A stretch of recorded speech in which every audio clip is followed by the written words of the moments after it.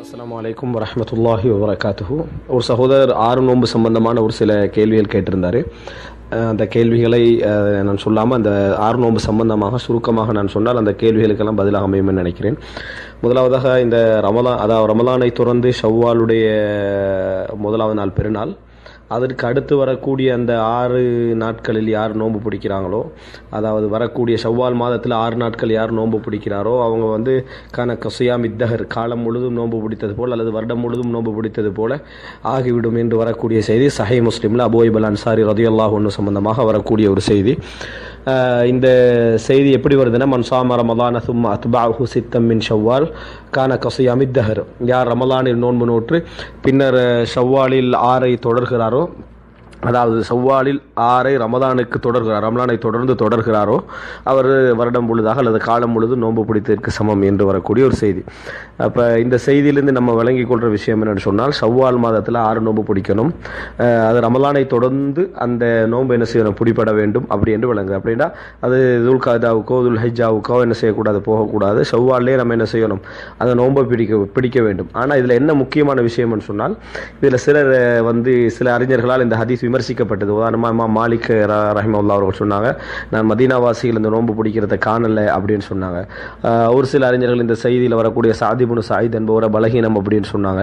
இதுபோல் சில அறிஞர்கள் இந்த செய்தியை மறுத்திருக்கிறார்கள், இது பலகீனமான செய்தி என்று சொல்லிக்கிறாங்க, இது குளறுபடி உள்ள செய்தின்னு சொல்லிக்கிறாங்க. ஆனால் அல்லாஹு ஆலம், சஹீஹ் முஸ்லிமில் வரக்கூடிய ஆதாரபூர்வமான செய்தி என்ற அந்த வாதம் தான் வலுவான வாதம். மற்ற வாதங்களை பொறுத்த வரைக்கும் மிக பலகீனமான வாதம் என்று சொல்வதுதான் பொருத்தமானது. இரண்டாவது அம்சம் என்னன்னு சொன்னால், இது தொடர்ந்து பிடிக்கிறதா, தொடர்ந்து 6 பிடிக்கணும் என்ற எந்த கடமையும் இல்லை. ரமலானை தொடர்ந்து 6 பிடிக்க வேண்டும் என்ற எந்த கடமையும் இல்லை. ஆனால் ஒருவர் தொடர்ந்து பிடித்தால் அது தவறும் கிடையாது. ஒரு ஆள் தொடர்ந்து 6 நோன்பு பிடிச்சாருன்னு சொன்னால் அது தவறும் கிடையாது. ஏன்னா அந்த 6ஐ அவர் தொடர்ந்து பிடிக்கிறதுனால அவசரமாக அவர் அந்த நோன்பை பிடிக்கிறதுக்கான வாய்ப்பு என்ன செய்யுது, அமையுது. அதனால் தொடர்ந்து பிடிக்கிறது தவறும் கிடையாது. அதில் ஷவ்வாலில் நம்ம தொடர்ந்து பிடிக்கிறதும் அதாவது பிரித்து வேறு வேறாக பிடிக்கிறதும் தவறு கிடையாது. இது ஒன்று. இரண்டாவது இது வயது போனாக்களுக்கு மட்டுமுள்ள நோன்பா அப்படி என்று சிலர் சொல்லிக்கிறாங்க. இஸ்லாத்தில் வயது போனாலுக்கான ஒரு நோன்பு, வயது வராதவங்களுக்கான ஒரு நோன்பு அப்படி எந்த நடைமுறையும் கிடையாது. இது எல்லோருக்கும் இந்த சிறப்பு உள்ள ஒரு நோன்பு, அது தவறான ஒரு அடிப்படை. அடுத்ததாக இந்த 6 நோன்பு பெருநாள் ஒன்று கொண்டாடுவாங்க. நோன்பு பெருநாள், அடுத்து 6 நோன்பு பெருநாள். இது ஒரு பிதாத்தான நடைமுறை. இதுக்கு ஒரு பெருநாள் என்னது இஸ்லாம் எங்களுக்கு சொல்லவே. இது சாதாரணமாக ஏனைய நோன்பு, சுன்னத்தான நோன்புகளை போன்ற ஒரு நோன்பு என்பதை நம்ம புரிந்து கொள்ள வேண்டும். அடுத்ததாக 4வதாக கடமையானவர்கள் என்ன செய்யறது. ஏற்கனவே ரமலான நோன்பு விட்டவங்க இருப்பாங்க. இப்போ அவங்களுக்கு கலா இருக்குது, கடமையான நோன்பு இருக்குது. அவங்க 6 நோன்பு பிடிச்சிட்டு கலாவை செய்யறதா, கலாவை செஞ்சுட்டு 6 நோன்பு பிடிக்கிறதா என்றால் இந்த ஹதீஸ்லேயே அதுக்கு பதில் இருக்கு. ரசூலுல்லாஹி ஸல்லல்லாஹு அலைஹி வஸல்லம் சொல்றாங்க, மன் ஸாம ரமலான், யார் ரமலானில் நோன்பு வைக்கிறாரோ அப்படின்னு வருது. அப்படின்னா என்னன்னு சொன்னால், இந்த கூலி ரமலான் நோன்பு வச்சவங்களுக்கு தான் இந்த கூலி என்ன செய்யும், கிடைக்கும். ரமலான் நோன்பு வைக்காம ஒரு ஆள் 6 ஷவ்வால்ல வைக்கிறதால கூலி கிடைக்காது. ரமலானை தொடர்ந்து பிடிக்கிற நேரத்தில் தான் அந்த மன் ஸாம ரமலான சும்ம அத்பஅஹு சித்தம் மின் ஷவ்வால். அப்போ ரமலானில் ரமலானுடைய நோன்பு பிடிக்காம ஒரு ஆள் பிடிச்சாலும் கூலி இல்லை. ரமலானில் ஒரு 4-5 நோன்புகள் விடுபட்டிருந்தேன்னு வைங்களேன், அந்த நோன்பை கதா செய்யாமல் அவர் முழுமையாக ரமலானை பிடிச்சவராக ஆகாது. அவர் சாம ரமலான் என்று சொல்றதை விட சாம பாத ரமலானுடைய ஒரு சிலதை பிடிச்சிக்கிறான்னு அர்த்தம். எனவே கட்டாயம் அவர் என்ன செய்யணும் சொன்னால், ரமலானுடைய அந்த பகுதிகளை அவர் கலா செய்யணும். விடுபட்ட நோன்பை முதலாவது கலா செய்யணும் என்பது இந்த செய்தி சொல்.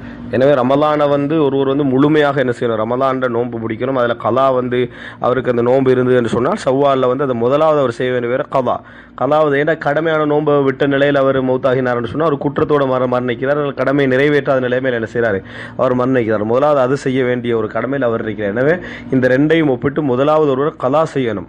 அடுத்ததாக இதை கலாவுடைய நோன்புகளை திங்கள் வியாழன் பிடிப்பதனால திங்கள் வியாழன் சுண்ணத்தை நிறைவேற்றின மாதிரியும் கலாவுடைய நோன்பை நிறைவேற்றின மாதிரியும் ஆகுமான்னு கேட்டால் இல்லை. ஏன்னா நோன்பை பொறுத்த வரைக்கும் சுண்ணத்தான நோன்பு ஒரு அமல், கலாவுடைய நோன்பு ஒரு அமல்.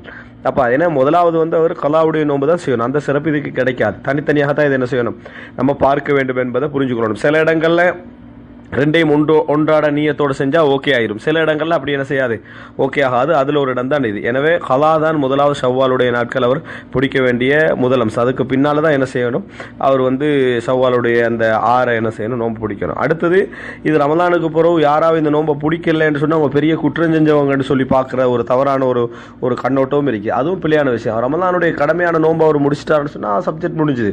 அதுக்கு பின்னால் விரும்பினால் அவர் ஷவ்வால் நோன்பை பிடிக்கலாம். பிடிக்காது விட்டால் அதை தவறில்லை. இமாம் மாலிக் சொல்றது போல மதீனாவாசிகள் யாரும் பிடிக்கிறது நான் காணலடி இமாம் மாலிக் அவர் சொல்றாங்க. அப்ப அந்த கால பகுதியில் பெரும்பாலானவங்க என்ன செய்யல, அதை நோன்பு பிடிக்காமலும் இருந்திருக்கிறாங்க. எனவே இது பிடிக்காது விட்டால் ரமலான விட்ட ஒரு குற்றம் போன்ற ஒரு பார்வையில பார்க்கறது அது மார்க்கத்துடைய ஒரு தனத்து, அது ஒரு மிதமிஞ்சி போற மாதிரியான ஒரு போக்கு என்பதையும் என்ன செய்யணும், புரிந்து கொள்ள வேண்டும்.